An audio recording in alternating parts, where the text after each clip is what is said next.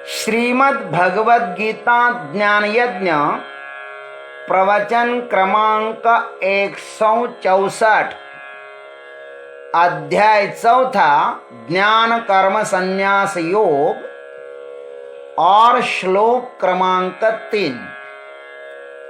ओम त्र्यंबकं यजामहे सुगंधिं पुष्टिवर्धनम् उर्वारुकमिव बन्धनान् मृत्युर्मुक्षीयमामृतात् समस्तजनकल्याणे निरतं करुणामयं नमामि चिन्मयं देवं सद्गुरुं ब्रह्मविद्वरं वसुदेवसुतं देवं कंसचाणूरमर्दनं देवकी परमानन्दं कृष्णं वंदे जगद्गुरुम्।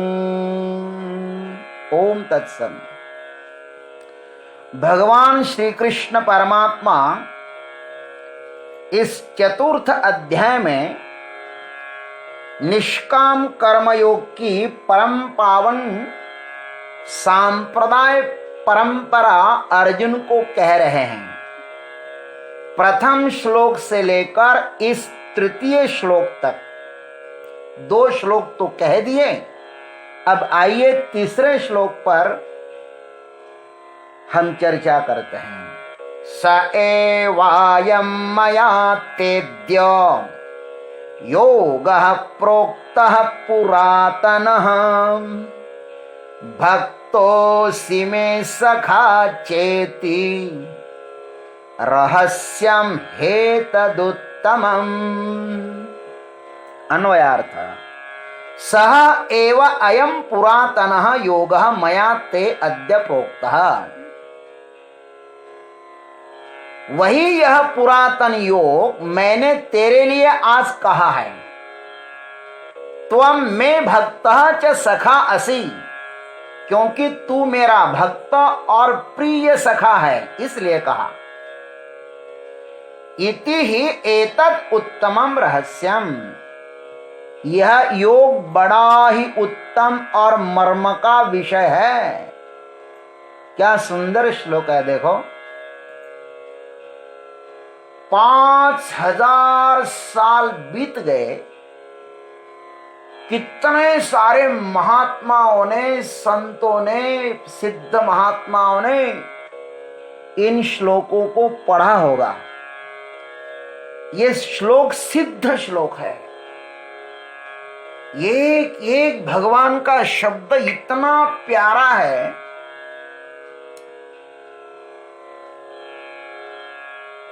गीता में हृदयम पार्थ, भगवान ने इस गीता को अपना हृदय कहा है।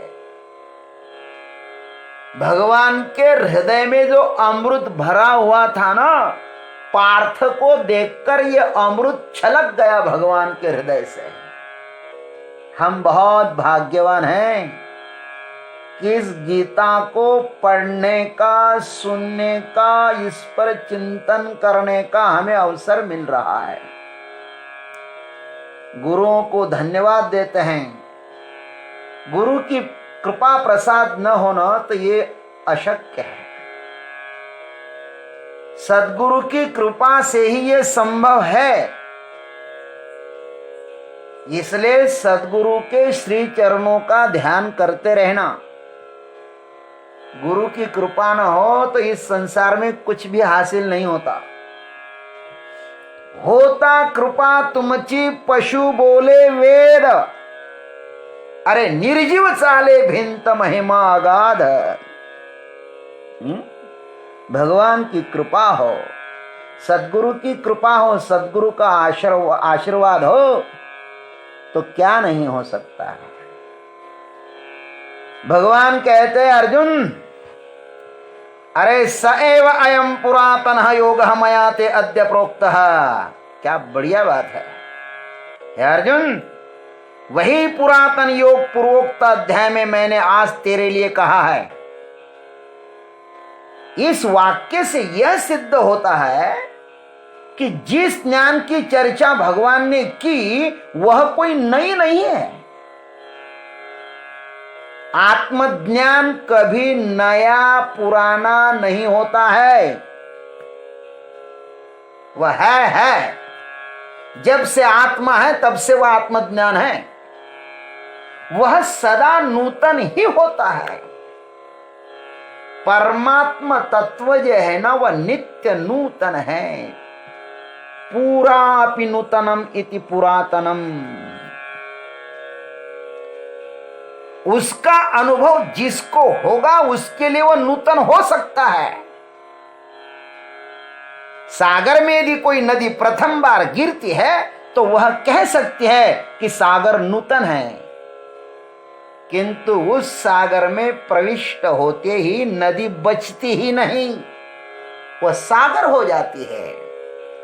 परमात्मा तत्व तब तक नया है जब तक हम उसमें प्रविष्ट नहीं हो पाते, उसमें नहीं मिलते हैं ना, तब तक वह नया है। संसार में कुछ भी नूतन नहीं है। हम अपने विस्मरण के कारण नया प्रतीत होता है हमारा संसार।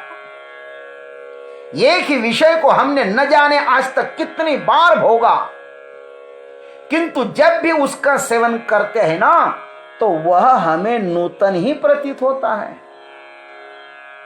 भोगने वाला कर्ता नूतन है।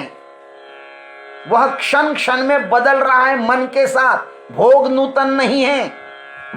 जो नूतन है वह पुराना भी होगा और नष्ट भी होगा। अतः हम नष्ट होते हैं। भोग अनादि अनंत काल से जैसे थे वैसे ही है। और उन समस्त भोगों का दृष्टा जो आत्म तत्व है ना वह सबका आदि है और वही सबके अंत में भी है। अतः परमात्मा कैसा है? नित्य नूतन है। नित्य नूतन, क्या सुंदर शब्द है। पुरा अपि नूतनम इति पुराणम। जो लुप्त था उसे प्रकट किया भगवान ने। भगवान ने कोई नई बात नहीं कही। अरे हमारे लिए नहीं है वो, क्योंकि हमने सुना ही नहीं था। भगवान अपने को निमित्त कहते हैं, ज्ञान का कर्ता नहीं कहते हैं, सृजक नहीं कहते हैं। देखो ना, इसको तो गुरु परंपरा कहते हैं। इसको तो गुरु परंपरा कहते हैं। मैंने ऐसा मेरे गुरुजी से सुना है।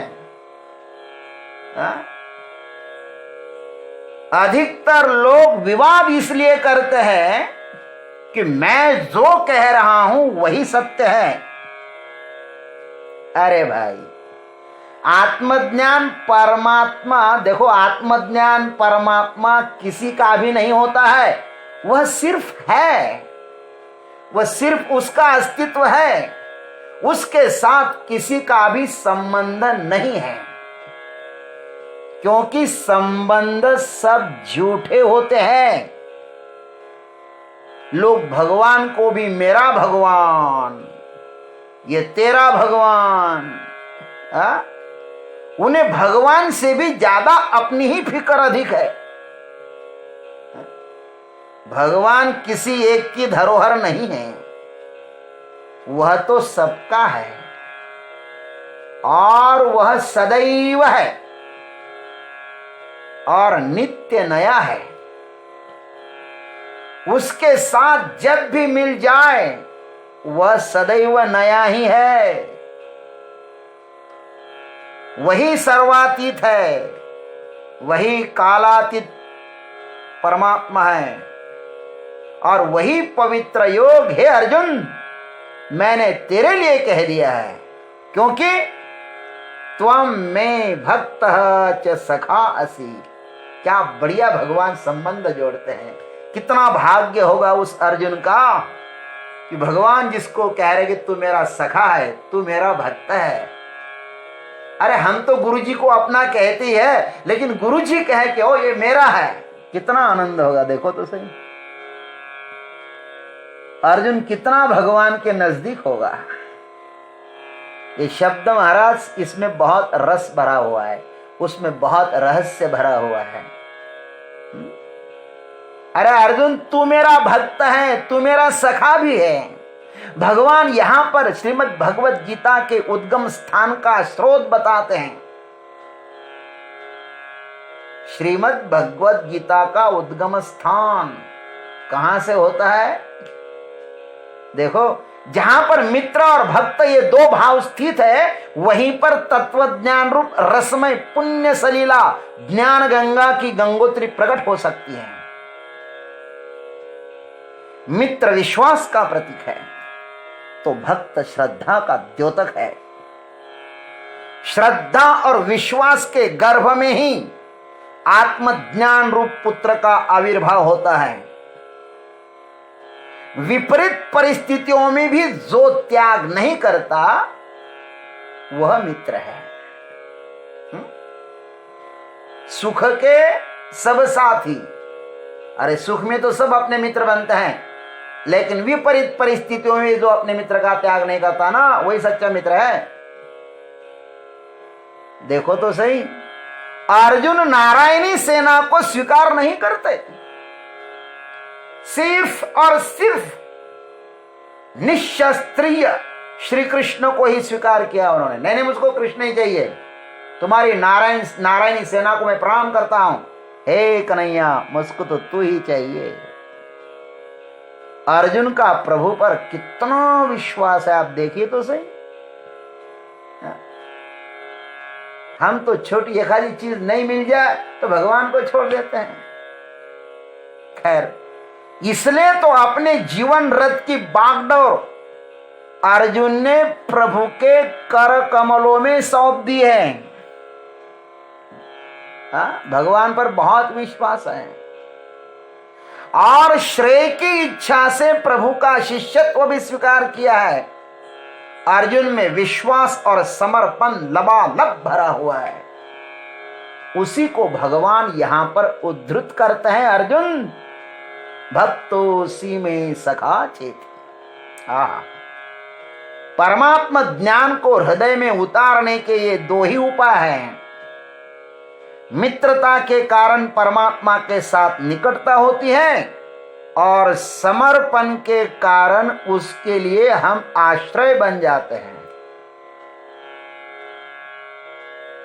मित्र को ही घर में रखा जाता है, शत्रु को नहीं।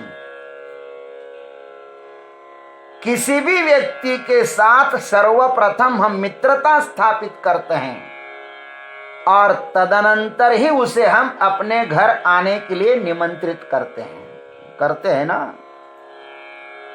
कि किसी भी राह से चलते हुए आदमी को कहते क्या चलो हमारे घर, ना ना ना ना, पहले उसको परख लेते हैं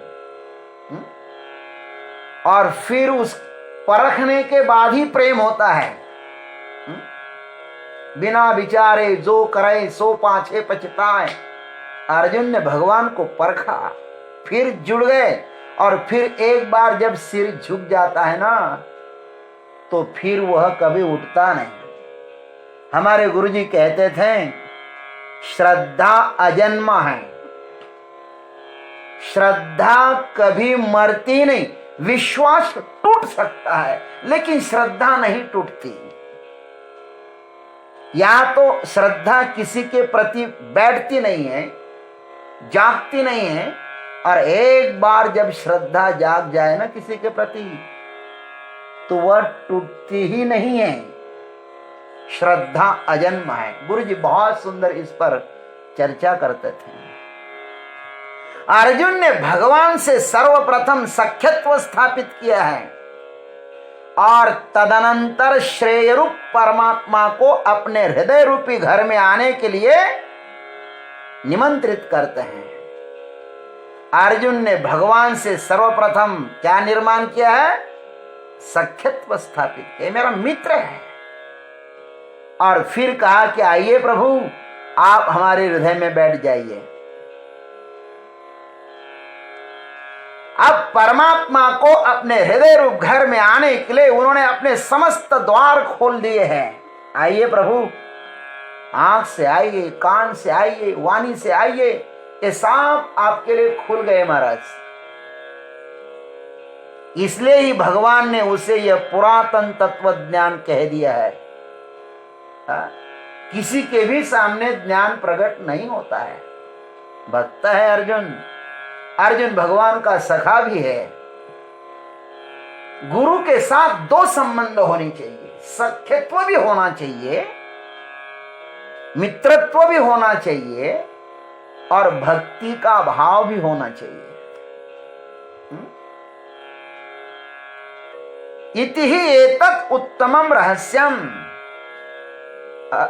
भगवान कहते हैं योग उत्तम है, यह मार्मिक विषय है। अतः इस युद्ध के प्रसंग को थोड़े समय के लिए भूल जाओ और इस योग को आत्मसात कर लो। शिष्य की परिपक्वता केवल सद्गुरु ही जान सकते हैं। अतः अर्जुन के हृदय में ज्ञान का गर्भाधान करने के लिए प्रभु ने कुरुक्षेत्र में युद्ध का प्रसंग ही उचित समझा। मेरा अर्जुन कहां पर ज्ञान को उपलब्ध हो जाएगा, ये कोई गुफाओं में ज्ञान नहीं बताया है। तरी नावे कहे सहावे, गाजा बज्जहीन धरावे, परी तुझे अज्ञातत्व हरावे लागे आथे। हे अर्जुन, इस आसपास के युद्ध के शोरगुल को क्षण भर के लिए भूल जाओ और शांत चित्त से मुझे सुनो। यही समय है मैं अपना सर्वस्व रहस्य तुम्हें सौंप दूं। इस ज्ञान रूप गर्भाधान के लिए तुम अब तैयार हो गए हो। ज्ञान प्राप्ति का कोई समय निश्चित नहीं होता है, सिर्फ संयोग और संयोग होता है। न कोई स्थान भी निश्चित होता है। किसी को गुफाओं में ज्ञान हो जाता है, किसी को पूर्णिमा का चंद्र ज्ञान करा देता है, किसी को घोड़ों पर लगाई छलांग ज्ञान करा देती है, तो किसी को स्वप्न भी जगा देता है। अर्जुन अकेला ऐसा अधिकारी है जिसे युद्ध के मैदान में ज्ञान हो गया। कह दिया उस महात्मा ने, हे प्रभु नष्टो मोह स्मृति लब्धा। कितना सुंदर वाक्य कह दिया। युद्ध क्षेत्र में ही क्षत्रियों का सर्वस्व चमकती हुई तलवार की धाराओं के प्रति न्योछावर हो जाता है। आज मृत्यु ही पूर्ण जागृत अवस्था में अर्जुन के समक्ष खड़ी है। महाराज, मृत्यु का बोध ही अमृत तत्व के प्राप्ति का द्वार खोल देता है। जो मृत्यु को देखता है वही अमृत को प्राप्त कर लेता है। कठोपनिषद में नचिकेता ने मौत को देखा तो वह अमृत तत्व को उपलब्ध हुआ। इसलिए क्षत्रिय अर्जुन के लिए इस धर्म संग्राम के शुभ अवसर में यह उत्तम रहस्य भगवान ने बताया है। मर्म को जानकर यथार्थ इलाज करे वही सच्चा वैद्य होता है। अर्जुन के मर्म को जानकर यह उत्तम रहस्य भगवान ने उसे बताया है। अर्जुन के हृदय को भगवान की बात स्पर्श कर गई। भगवान ने जो कुछ बताया अर्जुन को अच्छा लगा। उनके हृदय में भगवान की बात पहुंच गई। इसलिए अब अर्जुन भगवान को प्रश्न पूछते हैं, और प्रश्न वही पूछते हैं जिन्हें जानने की चाह होती है। और प्रश्न भी सार्थक होने चाहिए। निरर्थक प्रश्न जीवन में कुछ भी क्रांति नहीं लाते हैं। अर्जुन के सभी प्रश्न सार्थक ही है, क्योंकि ये सब प्रश्न मौत के किनारे खड़े रहकर पूछे गए हैं। कितनी सुंदर बात है।